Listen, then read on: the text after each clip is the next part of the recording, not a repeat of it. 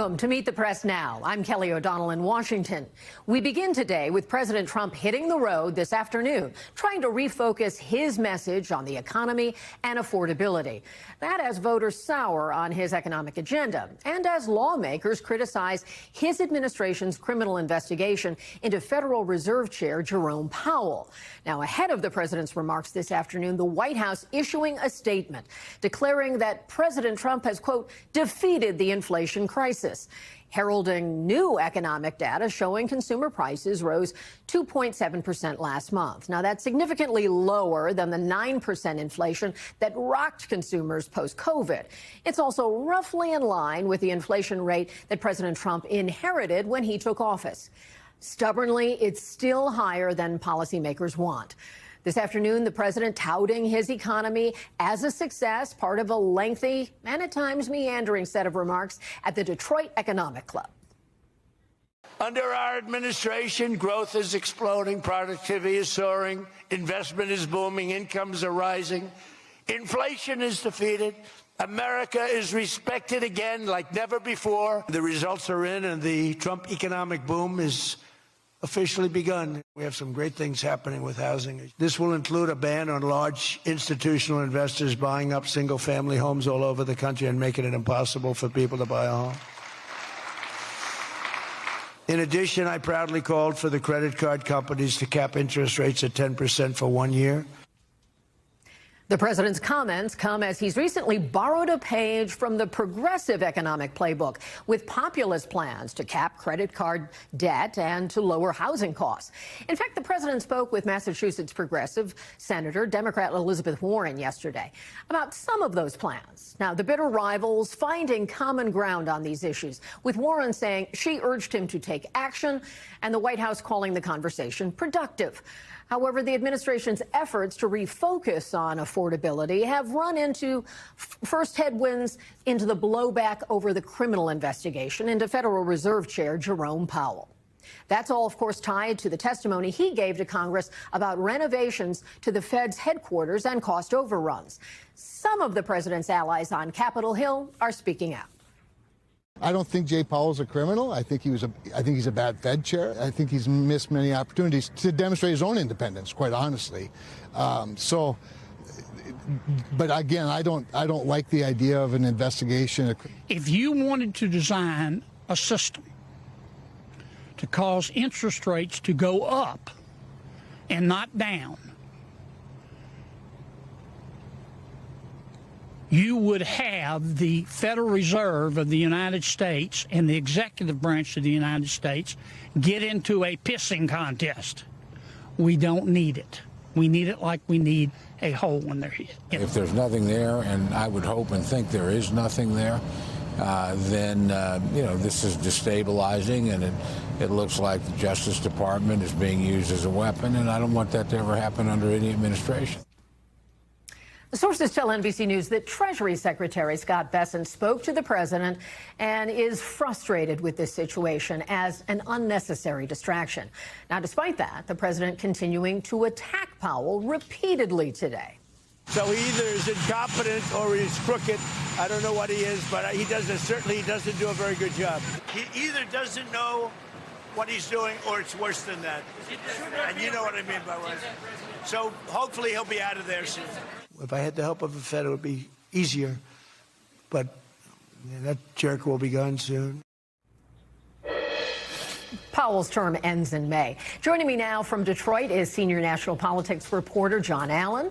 Senior justice reporter Ryan Riley is with me here on set. And NBC's Mel Zanona is on Capitol Hill. John, let's start with you in the Motor City.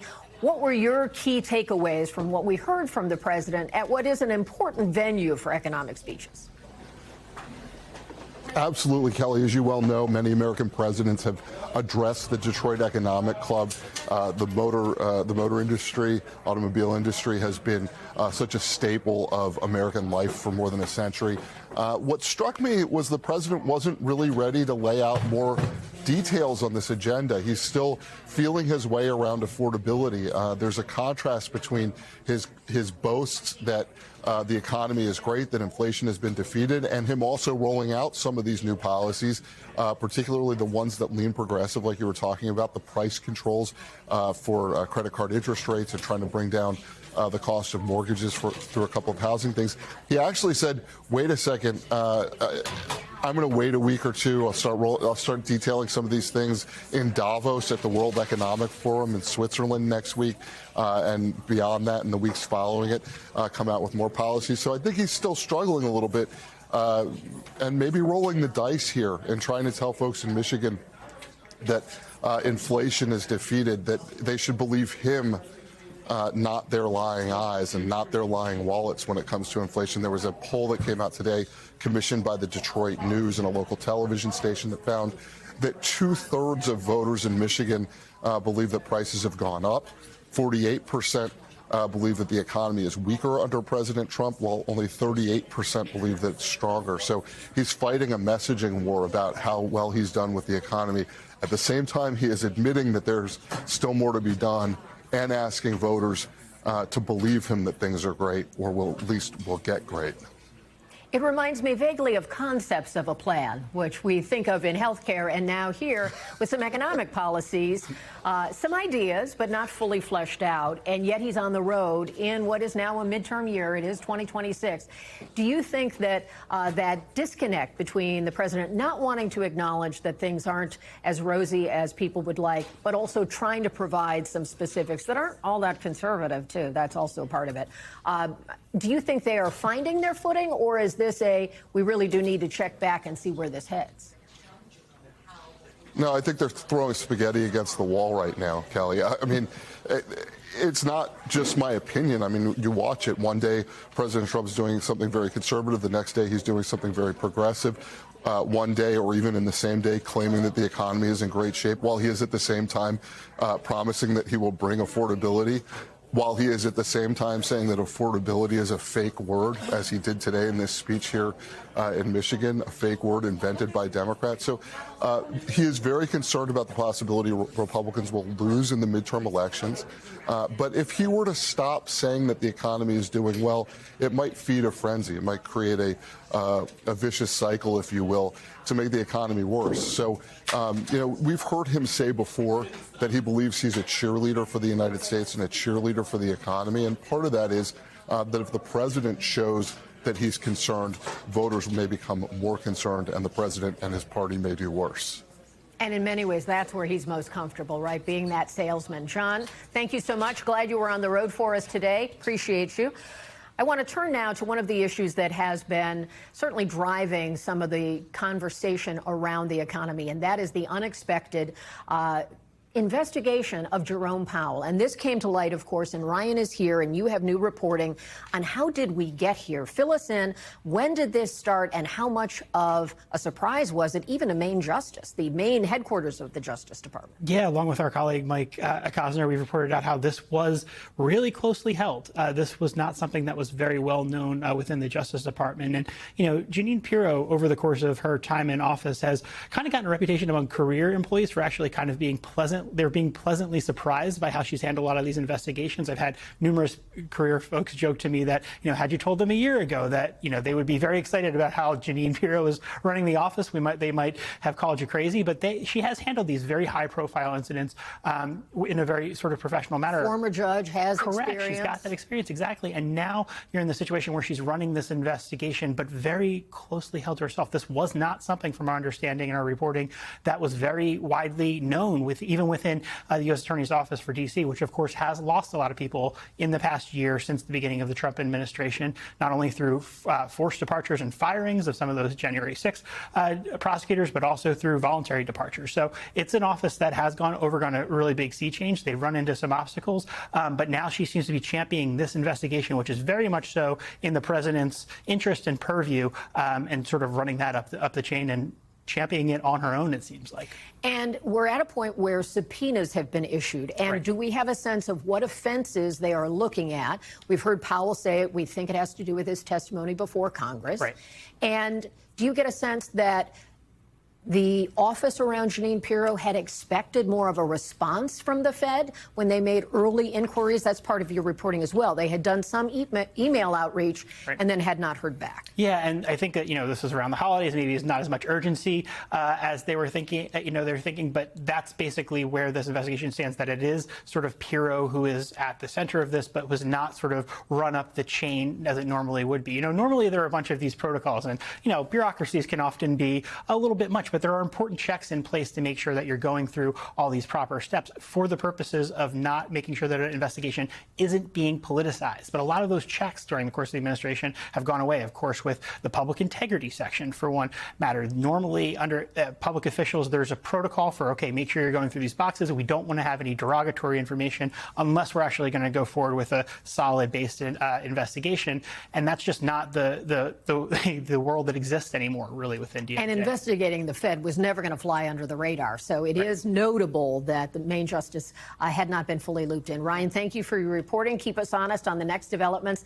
I want to turn to Mel now, and there has been some significant Republican pushback. And we're often trying to measure the resistance from Republicans on something the administration has done. What kind of communication have you seen and heard from lawmakers about this issue, and how is it different?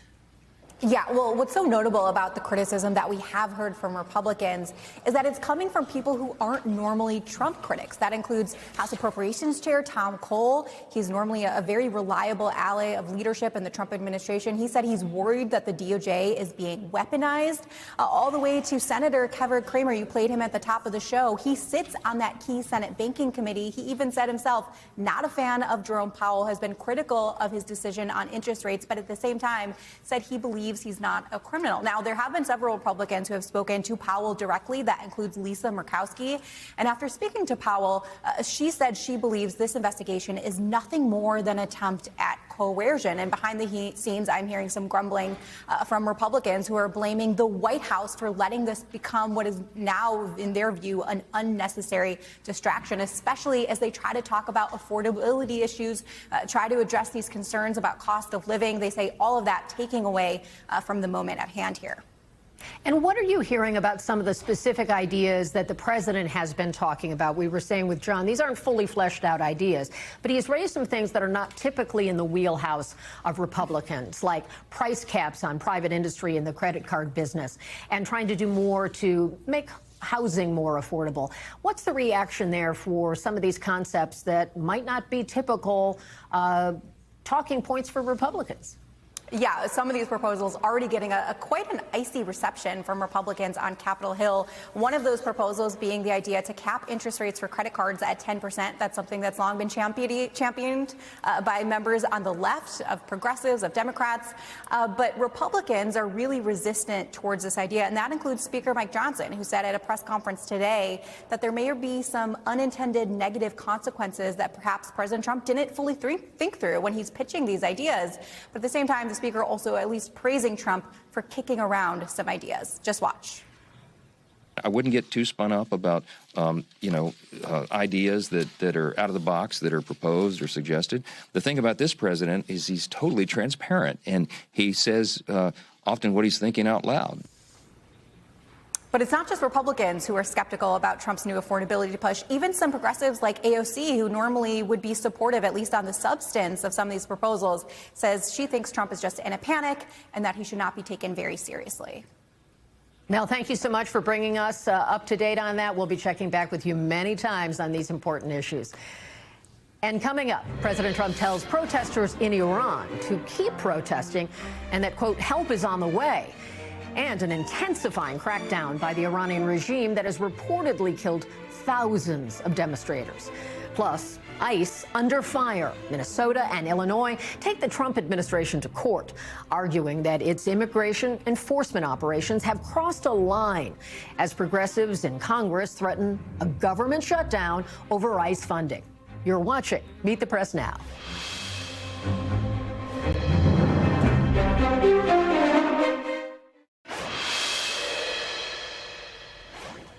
Welcome back.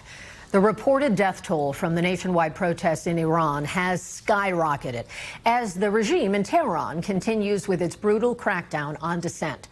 A U.S.-based human rights activist agency now estimates that more than 2,000 people have been killed in those protests, including 9 under the age of 18, as well as more than 100 people affiliated with the Iranian government or military. They also say more than 16,000 people have been arrested. The group says they compile numbers from primary source confirmations and other independent sources. Iran's state media today acknowledging the high death toll, claiming many of those who were killed were martyrs. Now, in response to the escalation, President Trump announced yesterday an immediate 25% tariff on countries doing business with Iran. And this morning, ratcheting up pressure even more. Writing on social media, Iran patriots, keep protesting. Take your institutions, take over your institutions, and this is key, help is on the way. For now, it doesn't appear as if the regime in Iran is backing down. Iran's foreign minister telling Al Jazeera, quote, if Washington wants to test the military option it has tested before, we are ready for it. Now, joining me now is NBC News senior national security correspondent Courtney Kube and Bilal Saab, managing director at Trends USA. Now, Courtney, let me start with you. You've been working the phones and doing reporting. What are you hearing about perhaps the tempo of when any kind of U.S. action could or should happen? So at this point, the U.S. could do something right now based off of what they have in the region, but we haven't seen any kind of a surge of additional forces. So if we compare this to what happened back in June when the U.S. took strikes in Iran, there is nowhere near the same level of capability in the region. That doesn't mean that they can't do something, but we're not going to see, we don't expect anything along those lines. I think what we should focus more on is, yes, there's the possibility for what the military would call the kinetic strikes, you know, actual air strikes or strikes from ships. But it also appears that they're looking at what the military would call the gray zone options. So things like providing them help, providing them additional communications, providing them information, whatever it would be that falls short of actual military action. Both appear to be on the table right now. And are there other nations weighing in on this and giving the president a nudge one way or the other? Yeah, so we've now have learned that not only have Israeli officials, both at the military and the political level, but also some Arab nations have weighed in with Trump administration officials and urged them not to take military action right now. They're not saying don't ever do anything, but they are saying right now. And that may seem counterintuitive, but the reasoning appears to be that they are urging the Trump administration to wait until the regime may be more on its heels before taking some sort of more decisive action. It does appear that there is a real hope that there's momentum for potential regime change here. That's certainly what the protesters are asking for. And the concern seems to be that if they were to strike too early, it may have potentially even the opposite effect, maybe demoralize protesters or not have the impact of actually changing the regime here. And then it may not, you know, have the actual effect versus the potential threat and the potential for retaliation that they could face. And how would the U.S. military try to factor in the risk to protesters with anything that is considered that kinetic kind of strike? It doesn't, the officials that we're talking to aren't talking about anything that would come anywhere near civilians or protesters in this case. So we should consider things like military locations, military headquarters. But I have been struck when talking to officials about the possibility of leadership, moving on leadership, and no one is ruling that out here. So I think it really does appear this is sort of a talking point that we hear out of administration after administration, that everything's on the table. But in this case, Kelly, it really does seem like everything is still on the table. There are a series of meetings today that I think will be decisive in what the administration decides to go forward. Oh, that's so interesting. And after the Maduro extraction, what you said about leadership is certainly fascinating. We'll be watching that closely. Thank you, Courtney. And Bilal, let me ask you about this. When we consider the U.S. and Iran, there is plenty of historical baggage when it comes to regime change. What do you think would be an effective U.S. intervention in support of protesters? What would that look like in the here and now? Yeah, what $1 million question, right? So I think as you and I are speaking right now, the National Security Council is holding its meeting, presenting the president, if he does decide to show up, with multiple options, which were very nicely described by Courtney. Look, I think the most important question is the one that you raised, which is before we shoot, before we strike, I mean, can we please have a crystal clear understanding of what is the intended effect here and what kind of goal are we trying to achieve, right? Because if it's decapitating the regime, we can do that, right? But then what happens after that? What happens after that is something that is incredibly unclear.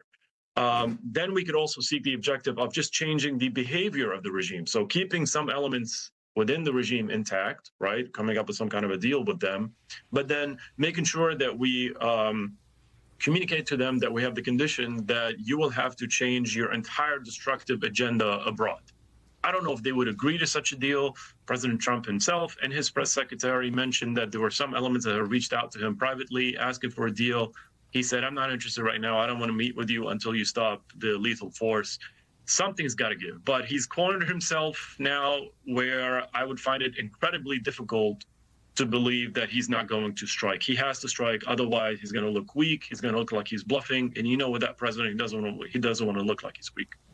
And what did you take away from the president talking about Iran reaching out, seeking some kind of negotiation? We don't have the specifics on that. And then the president saying, as you sort of hinted at there, that he doesn't want to negotiate now. Do you see that as being a time of particular vulnerability or high stress in this moment when it comes to anticipating? Is this like a moment when something could actually happen? Or is this a pause to see what the regime does? Well, I love football, so I might just use an analogy there. This is a classic Hail Mary by the Iranians, right? I mean, they feel like they're in such deep trouble. This is sort of like a last resort, you know, offer to negotiate on the nuclear program. Not the first time they do it. They're trying to kick the can down the road. They're trying to kill some time. I think the president was quite clear that he's not interested in entertaining that. He was in the past, Kelly, before the uprising. Remember when he said, you know, I want to make a deal with the Iranians. I want to make Iran great again. That calculus has changed. After the uprising, he's not interested in that as much, at least. Or maybe it's a pressure tactic. Who knows with this president? He's so unpredictable. But to Courtney's point, it might not be an opportune moment right now for him to conduct that strike and perhaps wait for that greater moment of vulnerability. I don't know when that's going to happen, but the moment for diplomacy, in my mind, and I hope I'm wrong, seems to be dissipating with time. And is there any sense that there is active day after planning in the region? What would happen if the regime was toppled? Who steps in? No, Kelly, there's no day after planning. I mean, like I said, the president has cornered himself. He should have thought about, you know, day after scenarios. He should have thought about planning before issuing those threats. But I suspect that no such planning was ever really seriously considered by the National Security Council. This is not Venezuela, as you very well know. This is a nation of 92+ million people. It is a very brave and determined protest movement, but it also lacks organization. It lacks leaders. I hate to say it, but it's true. And so who would fill the vacuum is obviously not an easy question to answer right now. I would suspect that the president privately would say that we are comfortable, just like he was comfortable in Venezuela, of keeping some elements of the regime intact in order to prevent that chaos from emerging. But obviously that would go completely against the wishes, the dreams, and the hopes of the Iranian people. It is so complex, and thank you for your insights and your experience over time looking at these issues. Bilal Saab, we thank you so much. You got it. And up next, a top Democrat on the Senate Armed Services Committee and combat veteran joins us next with her reaction to U.S. military operations abroad and federal deployments at home. Senator Tammy Duckworth of Illinois is standing by. Please stay with us. You're watching Meet the Press Now.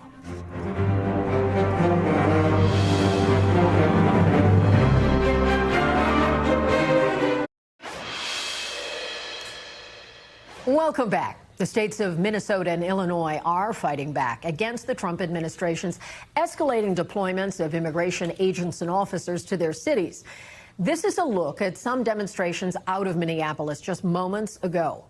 Both states now suing the administration, alleging unlawful and dangerous tactics are being used by some federal agents. The president this afternoon now saying that his administration will withhold federal payments to those states and others like them. Starting February 1st, we're not making any payments to sanctuary cities or states having sanctuary cities because They do everything possible to protect criminals at the expense of American citizens, and it breeds fraud and crime. And joining me now is Democratic Senator Tammy Duckworth of Illinois. And Senator, it's always good to see you. Thank you so much. You have knowledge and experience on a lot of the topics that are front and center in the news. And I wanted to, at first, ask you about what you make of that threat from the president affecting your home state of Illinois. Well, he's made this threat against all sorts of Democratic-led states, not just Illinois. This is what tyrants do. This is what authoritarians do. They try to silence their critics. They try to make sure that nobody will stand up to them. And we're not afraid of Donald Trump in Illinois. And in fact, we pushed back pretty hard against ICE. And it was because of the citizens of Illinois exercising their First Amendment rights in a peaceful way. And all of those people who went out and took pictures of ICE agents abusing their power, that we were able to then present evidence in court that showed that ICE continued to lie, even in court, when they say that protesters were being violent, or that the ICE agents were doing something that was within the scope of their authority, when we actually had video footage showing that they were very much abusing their authority. And we're going to continue to stand up to tyrants like Donald Trump.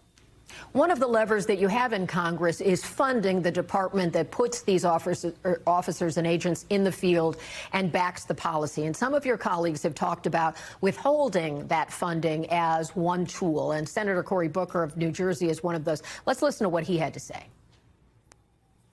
It's malpractice for Congress to be funding an agency that won't even submit to basic accountability by answering basic questions. It is fundamentally malpractice. It is a surrendering of our constitutional role and responsibility. And so do you support that idea of upholding funding as a way to address this? Well, Congress has the power of the purse. And unfortunately, though, regardless of how we feel about it, the Trump administration is ignoring Congress, and my Republican colleagues are allowing them to do that. They've been doing an end run around Congress in all sorts of ways. What I am deeply concerned about, what I have been asking for, is how are you training these new ICE agents? You're paying them in Minneapolis, for example. My understanding is they're providing them with a $250 per day per diem for these officers. And they're hiring officers with lower standards, people who can't pass the basic English test, people who can't pass an open book test. I want to know what kind of training they're providing to these officers, because I frankly think that law enforcement officers should be held up to the highest standards, should get the highest level of training, and that we should fund that. But I don't know that the Department of Homeland Security is providing that to these new ICE agents. I think that there are well-trained ICE agents, that there are well-trained DHS officials, but those people are becoming fewer and far in between, because I know that they're quitting because of how Kristi Noem is running the department at this point. And what I hear in your response is that you don't think that using a legislative tactic of withholding funding for the department is right at this time. Is that fair? I think it's more nuanced than that. I don't think that you just can cut off funding completely. But what I want to do is, what kind of training are you doing? They have to answer Congress. And yes, maybe we hold the power with the purse at some point. But right now, we need to see what is happening. ICE agents have shown a repeated pattern of violence and lawlessness in Illinois. The killing of Renee Nicole Good in Minnesota is an alarm bell that ICE must be reined in to protect the rights and safety of our communities. We have to hold them accountable. We're doing that by the lawsuits that the states of Illinois and Minnesota are pushing forward with. But I, as a member of Congress, first and foremost, just want answers. So what kind of training? I watched that officer who shot, Renee, and his actions were not anywhere near in compliance with the standards that we would train officers to. Because of and there's so much to explore on that issue, and the lack of ability to have an investigation that includes the state of Minnesota is certainly an issue. Let me turn to Venezuela. I don't want to not have this conversation with you, given your military experience, because, of course, the Senate is talking about a resolution, and tomorrow, as I understand it, is the final passage on the War Powers Resolution, which could attempt to block further military action unless it's authorized by Congress. And a number of Republicans did join in this, and the president then went on and placed phone calls to them to pressure them. What is your sense of where that stands right now, and is it likely to have an impact? Well, I think the Trump administration is trying very hard to intimidate my colleagues who stood up for the Constitution. Look, Our Constitution is clear. Only the American people, through their elected representatives in Congress, that's the members of the Senate and the House, can authorize a president to engage in acts of war.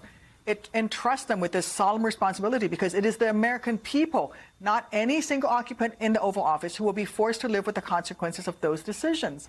And so, this is not just about Donald Trump. This is about any future president declaring war. The people of the United States of America, Donald Trump won the last election. They voted for him because he promised that he would end forever wars, that he wasn't going to get us into any more wars. They voted for Donald Trump to become president of the United States, not the acting president of Venezuela. He campaigned to bring costs down here at home and getting our nation out of those forever wars, not into them. But his actions in Venezuela proved that America first, according to Trump, is basically BS. He clearly cares more about trying to run a foreign country than the nation he was actually elected to lead. That's why this vote is so critically important, because we have to rein in this administration. But it's not just about this administration, it's about future administrations as well. And it's a real tension point. I'd like to also ask you about your colleague, Senator Mark Kelly of Arizona. He is suing the Pentagon over the Secretary of Defense's efforts to reduce his military rank and pension. And as a reminder, this was perceived to be punishment for Senator Kelly filming a video telling service members not to follow unlawful orders. And of course, you are a veteran. We thank you for your service. And what do you make of how this is playing out for someone with the kind of record and history of Mark Kelly in the Navy? Well, it's wildly inappropriate, dangerous, and I mean, it's flat out wrong for the Trump administration to go after political critics like this, let alone heroes like Senator Mark Kelly. I mean, Mark has earned his rank and retirement from 25 years of service in the United States Navy. He's an American patriot who's always put democracy first and has always supported our service members and the rule of law, something that basically neither Trump nor Hegseth can say.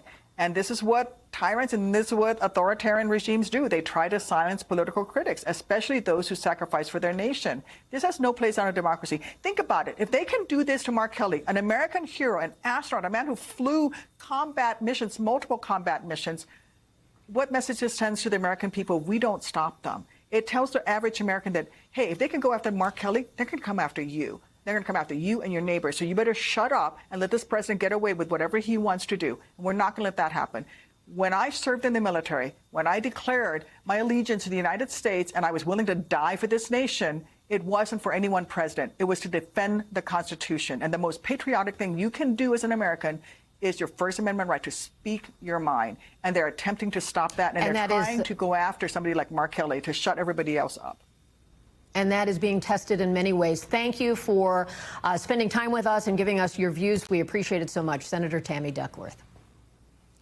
And we'll be staying on Capitol Hill, and the Republican chairman of the House Oversight Committee, James Comer, says he will launch contempt proceedings against former President Bill Clinton after he failed to show up for a scheduled testimony in the House's Epstein investigation. That was earlier today. Bill and Hillary Clinton, in a letter to Comer, said they are refusing to testify, telling him, quote, "You have forced the victims to relive their painful experiences while doing little to give them and everybody else what's deserved, truth and justice. There is no plausible explanation for what you are doing other than partisan politics." That's end quote. Now, 3 weeks from now, a congressionally mandated deadline, we have been waiting for some developments from that with the Justice Department and the requirement to release the Epstein files. There are fewer than 1% of those files that have been released, with more than 2 million documents still to be released. And still to come, meet the Alabama Democrat who scored a surprising win in the Ruby Red State nearly 10 years ago and is now running for governor, even though the state hasn't elected a Democrat for that job in nearly 30 years. Keep it right here on Meet the Press Now.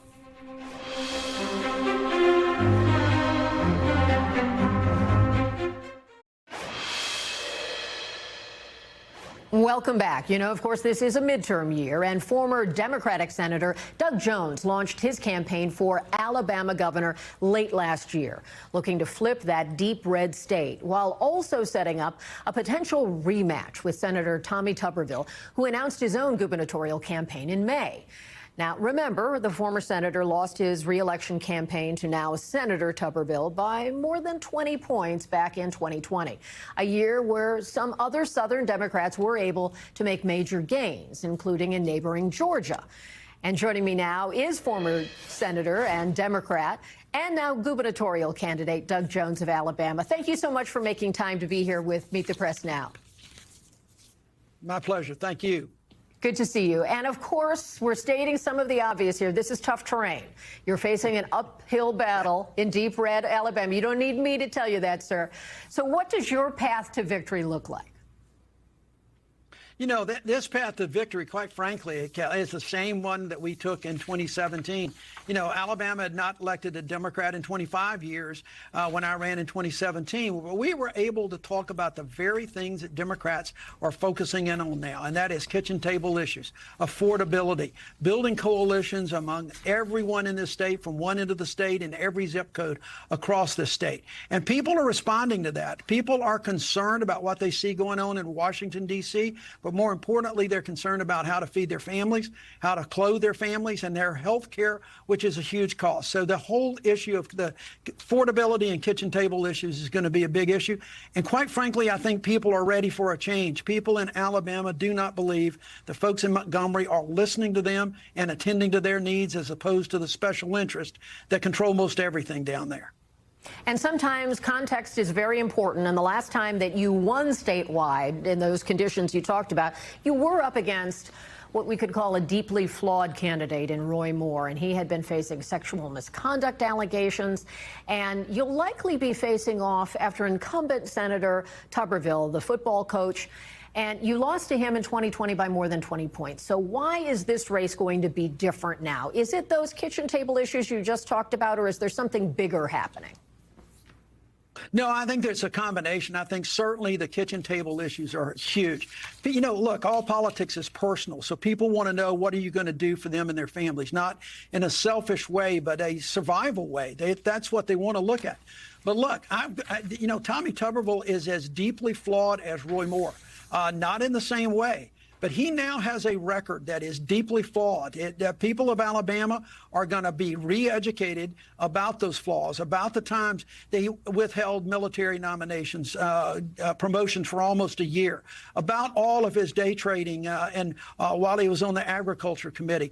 All of the flaws and the things that he has not done for the people of Alabama, the votes that he has taken in the last year alone are going to really affect Alabamians from one end of the state to the other, and state government, because we're not going to have the same kind of economic benefits and revenue. So he's got a record that he's got to run on this time. He cannot hide like he did in 2020 during COVID. And we're going to make sure people understand and know that. So it is the combination of what we're going to do for the people of Alabama and contrast that with what Tommy Tuberville has done and not done for the people of Alabama. And often getting a message out like you're describing, that takes cash in the political space. And Senator Tuberville has a major advantage there with cash on hand. As I understand it, of course, he's been in the race longer and he's a sitting senator right now. But as I have seen from the records that the team put together, that he's got like a $6 million advantage over you. How do you make that up? And is there enough time to do it? Oh, absolutely. There's more than enough time. Look, we have consciously not tried to raise money. We're putting together recruiting candidates. No one in elective office does. No one consciously tries to not raise money. No, I didn't say. I'm sorry. I didn't mean it that way. We have not had fundraisers. I've not made costs. We have raised some money, but it has been really organic through some emails and text messages. And we've had like close to 10,000 people that have contributed to this campaign, about 5,000 or 6,000 that came from the state of Alabama. It is, and we have raised a good bit of money for the first like 6 weeks that we've been in the campaign without a full-blown fundraising effort. That's what I was talking about. I understand you now, what we're seeing there is momentum. And the second thing I'll tell you is we will run a lean campaign. This is not your grandfather's campaign that we're going to be running. We're not going to be spending all that money on TV ads that very few people watch these days. We're going to go directly to people. We're going to be in every county. We're going to be working with other candidates. And we're going to do the social media things to reach people where Democrats in Alabama haven't been reaching them in a long time. I feel very confident that we're going to have more than enough money to have a staff and to run the kind of campaign that is not only going to be competitive, but can win. It won't matter to me how much money he's able to raise from the big mules. And you do have name recognition in Alabama. You're also in a place where many of your fellow citizens do support President Trump. Are there some places where you agree with what he has done or some of the policies is tempting to go? I'm clear you're a Democrat and you didn't vote for President Trump. I can assume that. But how do you position yourself against him in this race? Well, look, I can point to my record back in the Senate when I did things that were supportive of President Trump that I thought were good for Alabama. Those are few and far between right now. You can only look at what's happening to farmers that have lost their markets, our soybean farmers, our cattle farmers.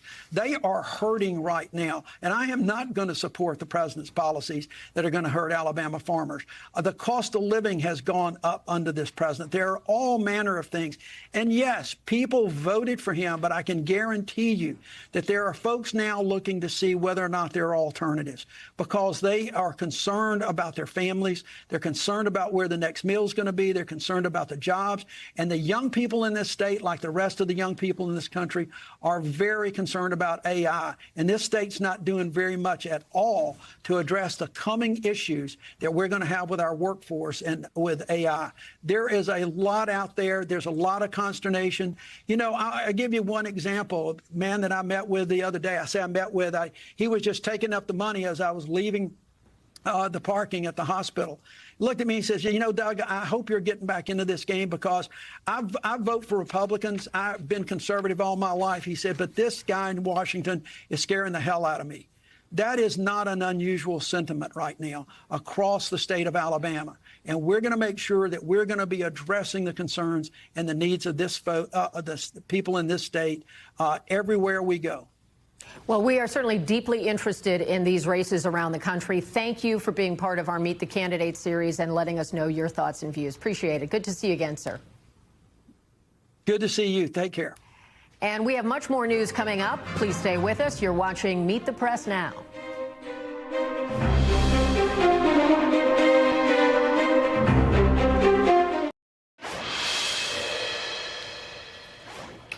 And welcome back. Joining me now, it's the panel. Daniela Diaz, congressional reporter for Notice. Joe Crowley, former Democratic congressman from New York, who served as chair of the House Democratic Caucus. That's a big job. And Sarah Matthews, who was deputy press secretary in the White House during the first Trump administration, and now she is a spokesperson for Home of the Brave.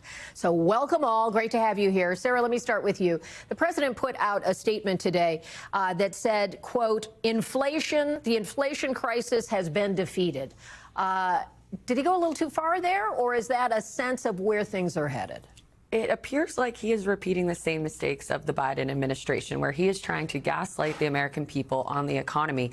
Look, inflation has not been defeated. And I heard today that he even said, the president of the United States said that grocery prices were also rapidly going down, when in fact the consumer price index shows that in December, grocery prices hit a 1 month all-time high, and for how high they had risen in 1 month. It was a record level in 3 years. So he is trying to put all these things out there and seeing what's going to stick, and try to tell the American people that we're addressing the affordability crisis, when in fact it's continuing to get worse under him because of his tariffs. And for our viewers, this is the president right now. He's at Andrews. He just got off the plane from his speech in Detroit. He's talking to reporters. Our colleagues are listening to see if there's any bulletins there, and we could bring those to you if there are. And do you get the sense that the president's message is resonating? Did you get a chance to hear the speech today, and do you think that road trip was worth the effort? Look, I believe, especially with my conversations with Democrats and Republicans on Capitol Hill, that he can say a lot, but they're going to feel the effects of what the voters think in November, and they're really preoccupied in their with own that. races. In their own races. And it's clear that he can talk a lot about affordability, which, we saw what happened in November in those races where we saw Democrats sweep because they ran on this message of affordability. And he's clearly making calls on Capitol Hill with unlikely allies. I mean, he called Senator Elizabeth Warren about capping the interest rates on credit cards, because he understands that affordability is a major issue. And you can tell that, in these speeches, as he's talking about it, he's trying to figure out what he can do to actually impact and help Americans keep money in their pockets. But it's unclear right now whether that's going to work, because they can only blame the Biden administration for so long when we've now almost been in the Trump administration for a year. I'm dying to know what happened in the Warren office when the White House called, and she's like, he wants to talk to me? I mean, you can imagine how surprised. We've seen a lot of pushback about the investigation into Jerome Powell. Sarah, let me start with you. Are you surprised that Republicans are using this issue to speak up? I am happy to see a few Republicans speak up and say that this is not something that we should be doing. We shouldn't be politicizing the Federal Reserve. I think that Republicans do pick and choose their battles with the president on what they're willing to push back on. And I'm happy to see that this is one of those things, because this would be a really bad precedent to set. We've seen what can happen before when you politicize the Federal Reserve, and it's not going to have the effects on the economy that Trump thinks it will. In the short term, it might be good. There might be a little boost, but long term, it's not actually going to address the issues that people have with the economy in this country. And Joe, you've been watching when Democrats or people perceived to be opponents of the president, a James Comey, a Letitia James, have been the focus of what critics would say is retribution, using the arm of the Department of Justice to seek some kind of penalty against them. Do you think that there is something different about the Powell investigation that stands apart here? Kelly, are you suggesting that there may be a pattern here? No, I think that this is par for the course. I think that whenever he gets a resistance from someone, or he perceives them as a political enemy, he threatens them in some way or another. And using the Justice Department, I think the Justice Department has lost all credibility. Whether it's on this issue or certainly what's happening in Minnesota as we speak, and the approach to these investigations, the use of this arm of the government to go after political enemies. It's clearly blatant, and it's got to scare some Republicans as well. If they ever get out of line, maybe they're coming after them. Is there something about the nature of the Federal Reserve that makes this not just the story of the history or conduct of James Comey or Letitia James or any of the others? Is there something that is setting people off in a different way because of what it means to international markets or how the dollar is? I think it is, and I think it's also because even in terms of the pushback, people are saying, I don't necessarily agree with Powell on everything. In fact, I think he's wrong on certain things. But people don't believe he's a criminal. People don't believe that he's actually in this for his own gain, and particularly when it comes to the building or the revamping of the Fed building. Cost overruns happen. I think this and is it's not taxpayer money. They finance themselves. And getting pushback, pushing back the president so publicly. I mean, the president doesn't like being pushed back at all, but not when he thinks he has the goods and then he turns it right back on him publicly. That didn't go well for Powell, but I thought he did a great job. But I think there was the beginning of the end in terms of what Trump's next move was going to be. I want to introduce another topic. Today at the Supreme Court, there were arguments about transgender athletes, and depending on how that plays out, we don't know where it's headed yet, but it certainly sounded like there was some sympathetic comments from justices on the conservative side. Again, can't prejudge it. How do you think that issue plays out in the midterms? Because often these social, cultural issues can be very galvanizing in certain races. What's your take? And this was an issue that Democrats widely try to stay away from because it was such a political issue that really riled up the, independent voters when it came to these, quote unquote, woke issues, social issues that brought voters to the polls. So it is an important issue, but it does seem, I caught a little bit of the oral arguments today, and it seemed like we heard Chief Justice Roberts, Gorsuch be more sympathetic than normal about this kind of issue, which was interesting because we've seen the Republican base be, very anti having trans athletes. And so it's interesting that this is the case that they took, and it sounds like they're leaning toward upholding the state bans, which is interesting, not trying to make it a federal issue. And Joe, do you think for Democrats, is that a problem? Because an issue like this often drives conservatives to come to the polls. Does it affect? What I think is interesting is that they may uphold those decisions, but be more sympathetic towards them, or to the individuals here. I think what we have to keep in mind as well, we're talking about primarily young people who are struggling. You know, these are not easy decisions for themselves and for their families and have to go through all this. And now to be subject to a Supreme Court decision as to whether their lives can go on or not. It's Incredibly intense. I do think the Republicans have used they and them, I'm for you, they're for they and them type of thing. It was a very effective commercial, I think, that was used in the last cycle. I do think, though, that people this cycle are continuing even more so to focus on pocketbook issues and whether or not they can have affordability. It keeps coming back to that. It really does. It hurt us with Biden, and I think it's going to hurt the president as well. And we have to leave it there. There's so much to talk to you about. I'm so glad you were here for our panel today, Joe, Sarah, and Daniela. Thank you so much. And we thank you as well. We hope you will be back tomorrow. We will be with more of Meet the Press Now. And there's more news ahead right here on NBC News Now. We thank you for watching, and remember, stay updated on breaking news and top stories on the NBC News app or watch live on our YouTube channel.